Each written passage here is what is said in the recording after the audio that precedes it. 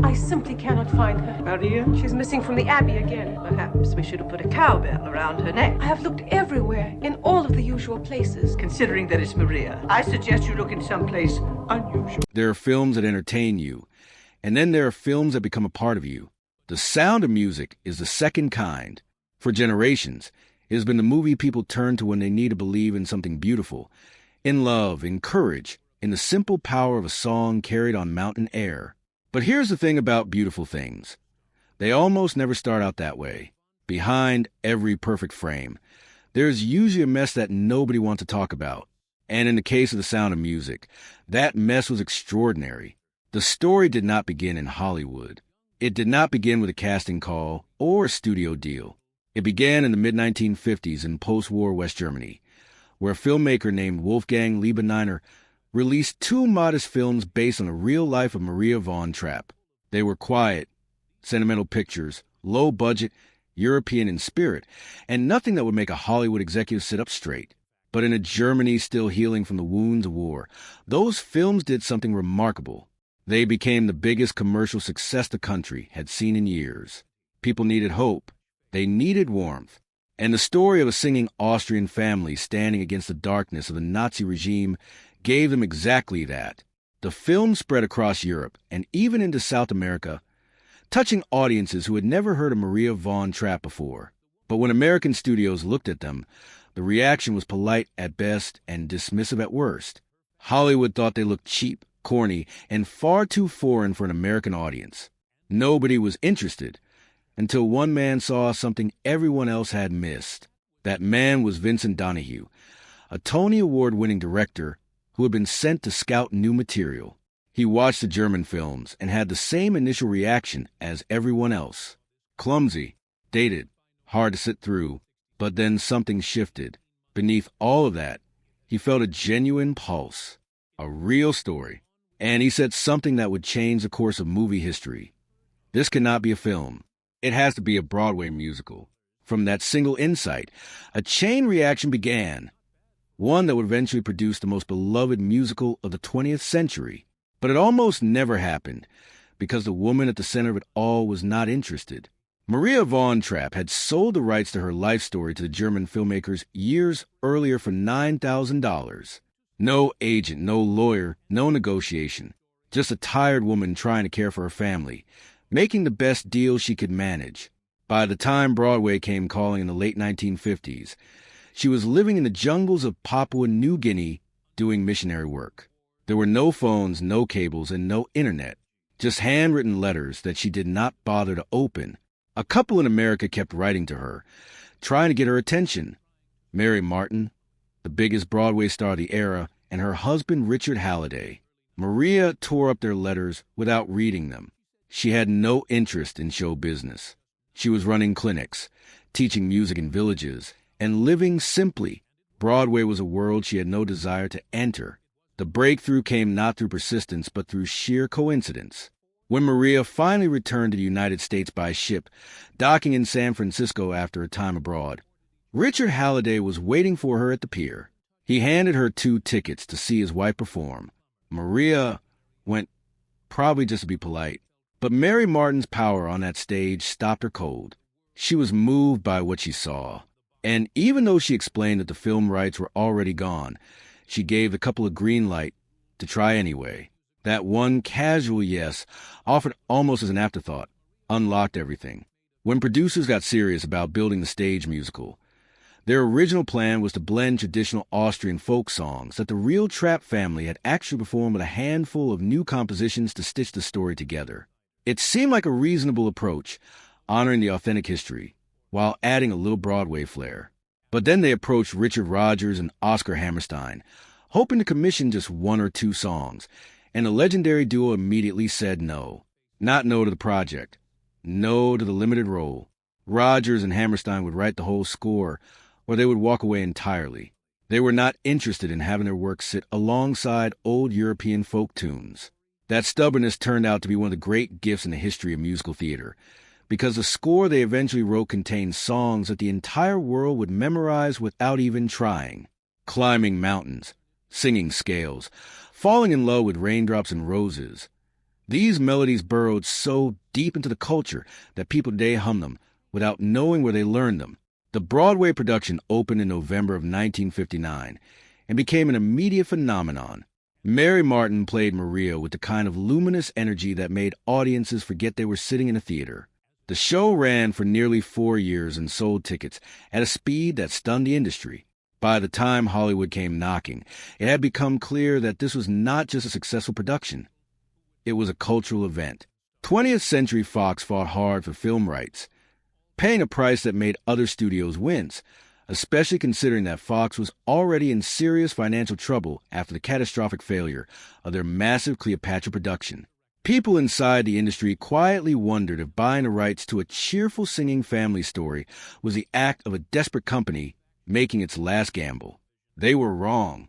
But before any of that could matter, Fox had to actually make the movie, and almost every decision in that process seemed designed to make the job harder than it needed to be, starting with the lead actress. Julie Andrews had spent years on Broadway, becoming one of the most celebrated performers of her generation.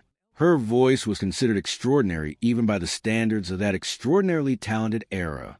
She had originated the role of Eliza Doolittle in My Fair Lady and carried that production through its entire run with the kind of skill that makes theater history. Then the film version was greenlit, and the studio decided she was not glamorous enough for the camera. They cast Audrey Hepburn instead, a genuinely legendary actress, but one whose singing voice required a professional to stand in for most of her songs. Andrews was passed over for the role she had made famous on stage. The rejection stung deeply, but it also freed her, and while Fox was busy making My Fair Lady with someone else, director Robert Wise got a look at early footage from film Andrews was making for Disney.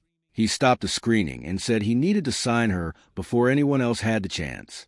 She was cast as Maria for a flat fee, a decent number for the time, but with no royalties, no bonuses, and no share of future profits. The studio did not believe the film would earn enough to make those terms matter. They were catastrophically wrong about that, too. Finding someone play Captain Von Trapp proved to be its own ordeal. Robert Wise considered some of the most powerful names in Hollywood: Sean Connery, riding high off his first Bond films, Richard Burton with his commanding intensity, even Bing Crosby at one point. None of them felt right. Then he turned to Christopher Plummer, a classically trained actor who was sharp, elegant, and deeply reluctant. Plummer had read the script and hated it. He found it saccharine, emotionally hollow, and embarrassingly sentimental for a man of his theatrical ambitions. He turned it down multiple times. Wise flew to London personally to sit across from Plummer and make his case.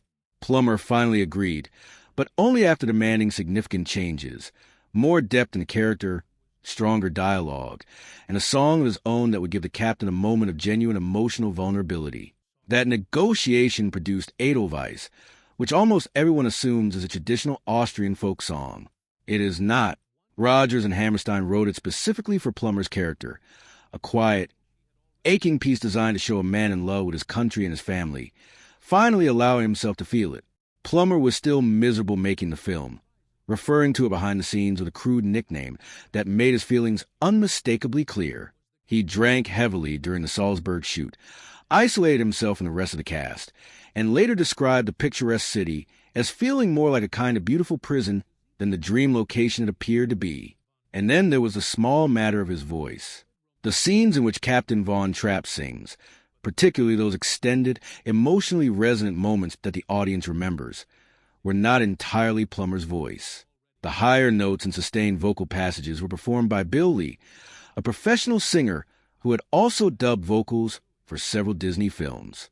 Plummer's speaking voice was preserved in dialogue, but when the real singing demand arrived, Lee took over.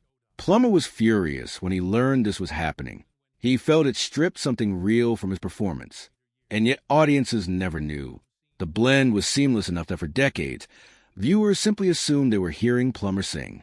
The scene that perhaps moved more people than any other, the Edelweiss moment at the festival, performed with tears barely held back, a man singing for his country under the shadow of the regime about to consume it, was captured while Plummer was, by his own later admission, genuinely drunk. He confessed in his memoir that he had been drinking heavily that day and felt no authentic emotional connection to material. The emotion that millions of viewers saw on screen was either the camera lying beautifully or proof that professional instinct is deeper than conscious feeling. Probably both. While the actors were navigating their own private chaos, the production itself was being quietly strangled by geography and weather. The Salzburg location looked perfect on paper. Rolling green hills, alpine meadows, fairy tale architecture. What the production did not account for was that 1964 turned out to be one of the wettest years that region had seen in recent memory. Robert Wise had estimated 6 weeks for location shooting. It took nearly twice that. More than 250 cast and crew members sat in Saudi hotels, while the budget climbed and Fox executives back in California grew increasingly pale.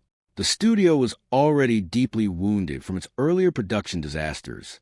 Now their big hope, a cheerful family musical, was hemorrhaging money in the Austrian rain. At one point, a studio insider reportedly said that this movie might actually finish them off. And it almost did not have Robert Wise at the helm at all. The director originally attached to the film was William Wyler, one of Hollywood's most decorated filmmakers. He had even resigned from his position on Fox's board to avoid conflict of interest, a sign of how seriously he had committed. But Wyler was quietly miserable with the project. He had gone to see the Broadway production and left confused. The songs felt disconnected from the story to him. He was also losing his hearing at the time, which made the prospect of directing a musical feel increasingly impossible. So he looked for an exit. Producers conveniently offered him a very different kind of film, a dark psychological thriller based on a disturbing novel, and Wyler leaped at the chance. The official reason given to the press was scheduling conflicts.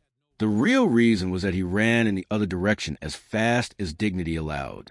Robert Wise stepped in and inherited a project that was behind schedule before it had even left Los Angeles. And then came the gazebo. That scene, the one where the moonlight settles softly over the garden and Maria and the captain finally confess what has been building between them since the first reel. Quiet, romantic, exquisitely lit, or so everyone believed. The truth is that scene nearly never existed. The production was using massive carbon arc lights to simulate moonlight, and those industrial machines produced a sound that no amount of cinematic romance could survive. Every time Christopher Plummer leaned toward Julie Andrews, the lights made a noise that can only be described as a long, embarrassingly explicit raspberry. Wet, flat, and relentless. The crew heard it. The actors heard it. Everyone on that set heard it, over and over, take after take. Andrews later recalled that they attempted the scene more than 20 times. Each attempt fell apart in laughter. Even the most earnest delivery of the most heartfelt lines was instantly obliterated by that grotesque mechanical sound. The director, the actors, and the entire crew descended into helpless giggling that no one could control. Hours passed. Nothing worked. Robert Wise eventually made a decision out of pure desperation. He turned off the offending lights and placed his 2 stars in silhouette against the glowing windows of the gazebo. Their faces were mostly hidden. Any remaining laughter would not read on camera. The result, entirely by accident, was one of the most visually romantic images in the history of musical film. Soft, luminous, dreamlike. Critics praised the scene's elegant restraint. Audiences found it heartbreakingly beautiful. Nobody outside the set ever suspected that the signature image of the film's great love story had been created not through artistic vision, but through the desperate improvisations of a director whose lighting equipment kept making fart noises. The studio made absolutely sure none of this came out. 20th Century Fox issued instructions that cast and crew were not to discuss what had happened during that scene. The failed takes, the laughter, the ridiculous sounds, all of it was to remain buried. And for years, it did. The story only emerged decades later when Julie Andrews, in the relaxed setting of a television interview, finally laughed and told the truth. She described it warmly and with obvious affection, recalling the near-impossible task of trying to film a love scene while industrial machinery provided continuous flatulent commentary from below. The audience roared, and the world finally understood why that scene looks the way it does. The Sound of Music was released in 1965, and within 18 months it had done something that seemed genuinely impossible. It surpassed Gone with the Wind as the highest-grossing film in Hollywood history. Gone with the Wind had held that position since 1939. Through a world war, through the rise and fall of the studio system, through the birth of television, and the transformation of American culture.